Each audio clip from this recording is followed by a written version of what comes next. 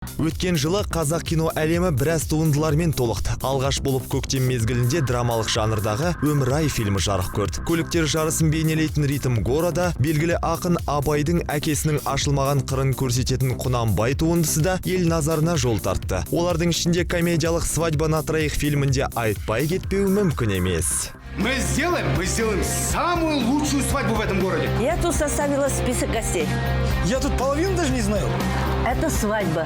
Не знать половину гостей – это традиция. Ізіншала отандық көгілдір экранға «Весь мир у наших ног» киносы жарық көрді. Онда қазақстандық актерлерден бөлек голливудтық жұлдыздар Майкл Мэтсон, Кэрри Тагавалар төбе көрсетті.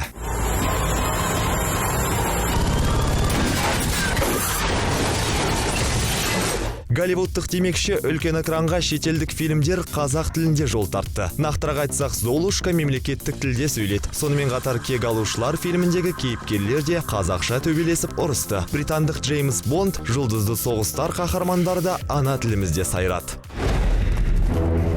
Түнек шақта жарық жақтады. Сондай-ақ Оскар сыйлығына отандық жат фильмі ұсынылды. Алайда биыл да Ермек Тұрсыновты сәтсіздік күтіп алды. Ал аз да болса жетістікке көрермендердің оң пікіріне қысқа метражды «Шлагбаум» киносы ие болды. Осылайша Жасұлан Пошановтың еңбегі бағаланды. Если ты чего-то хочешь добиться, ты должен по полной выкладываться здесь, а не вкалывать охранникам или стоянщикам. Мен құрамада орнасам қанша ақша берді дейді. Ну, вали отсюда! Қанша төледі саған? Не ақша берді ме? Ақша берді ме?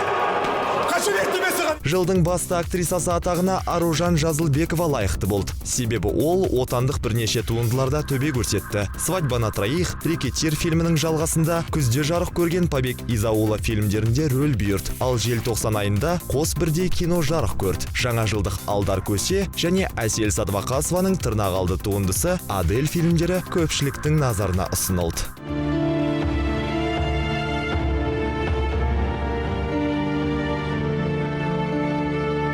Залта. Я не могу потерять ее.